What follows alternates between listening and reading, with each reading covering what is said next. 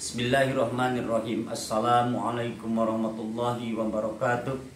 Innal hamdalillah wa usalli wa usallimu ala Rasulillah Sayyidina Muhammad ibn Abdillah wa ala alihi wa ashabihi wa man tabi'ahu ila yaumil qiyamah. Amma ba'du.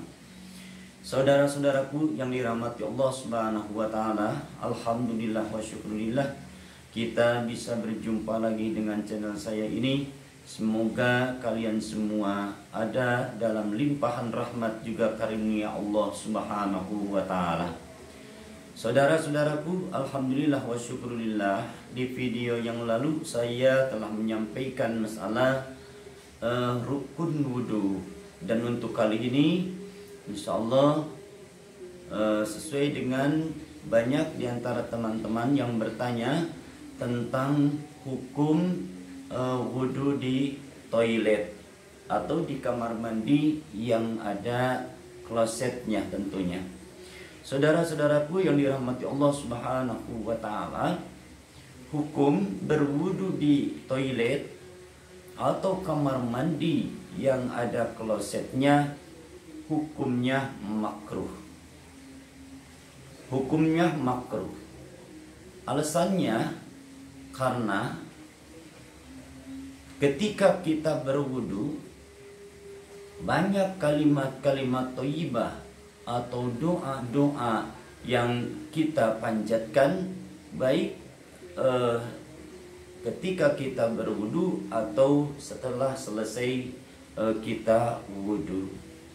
Saudara-saudaraku yang dirahmati Allah Subhanahu wa taala, lalu letak kemakruhannya itu di mana?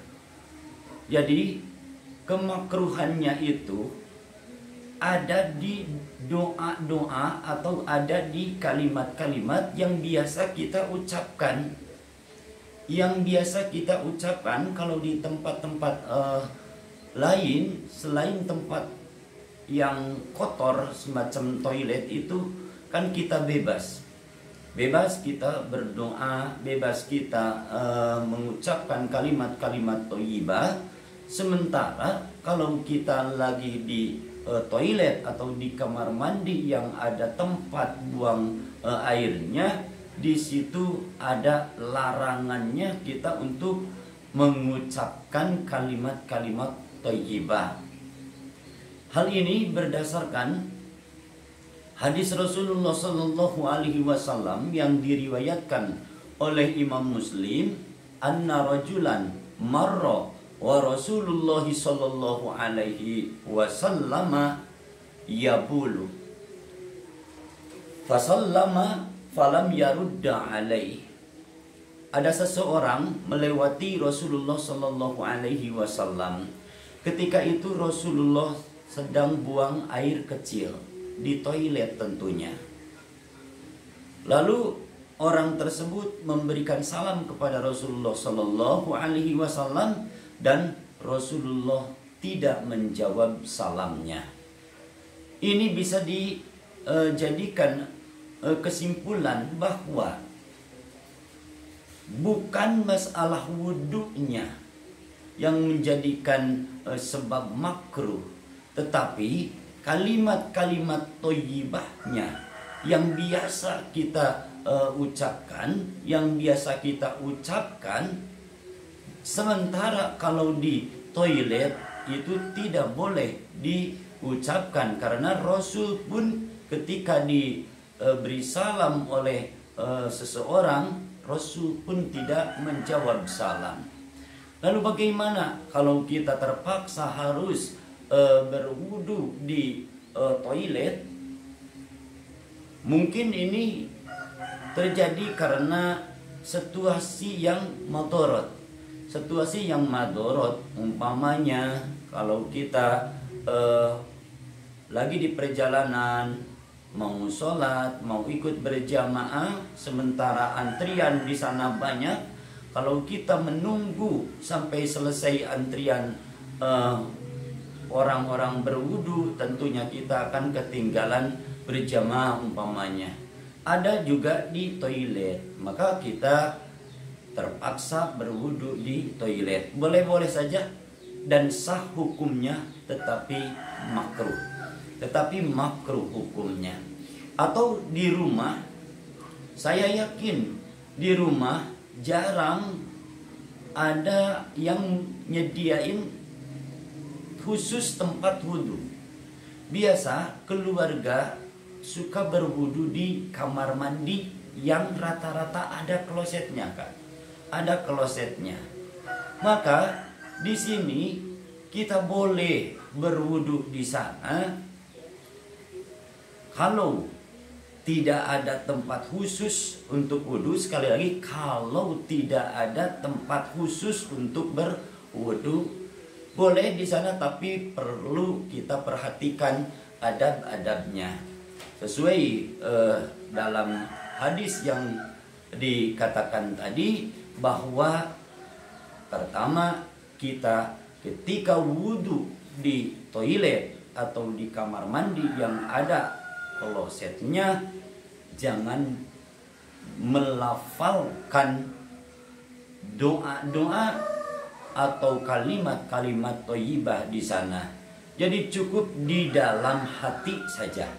Cukup di dalam hati saja. Seperti dalam berwudu, kan? Dalam berwudu disunnahkan sebelumnya kita baca ta'awudz, baca basmalah, ya, baca basmalah. Itu kalimat-kalimat thayyibah. Jadi itu cukup di dalam hati. Cukup di dalam hati. Lalu kita berniat, kan, menurut mazhab Imam Syafi'i sunnah dilafalkan niatnya.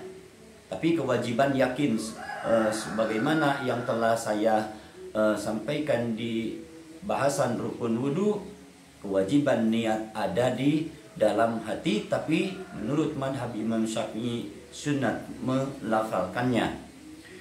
Saudara-saudaraku yang dirahmati Allah Subhanahu wa taala, lalu ada ketika kita berwudu, ketika membasuh muka, ketika membasuh kedua tangan, ketika kita mengusap mengusap rambut, ya, atau mengusap kulit kepala, kan di sana ada doa-doanya, walaupun kedudukan doa tersebut dhaif. Jadi riwayat atau hadis yang mengatakan doa-doa tersebut dhaif, tetapi untuk fadhailul amal boleh kita kerjakan, boleh kita kerjakan. Banyak kan yang suka mengamalkan di dalam berwudu membaca doa-doa itu, walaupun kedudukan hadisnya dhaif, boleh untuk fadhailul amal. Seperti ketika kita membasuh muka, kan ada doanya, Allahumma bayyid wajhi yauma tabyaddu wujuh wa taswaddu wujuh. Dan ketika kita membasuh tangan kanan, Allahumma a'tini bi kitabi bisimali wa hasibni hisabai yasira. Begitu pula ketika kita membasuh tangan yang kiri, Allahumma la tu'tini kitabi bisimali au min wara'i dhahri. Dan ketika kita mengusap rambut atau mengusap kulit kepala bagi orang yang botak, kan itu ada doanya, Allahumma harim sya'ri wa basari alan nar. Dan ketika kita membasuh kaki juga ada doa-doanya. Sekali lagi, doa-doa atau hadis-hadis yang mengatakan doa tersebut itu kedudukannya dhaif, tapi boleh kita kerjakan, boleh kita lakukan untuk fadhailul amal.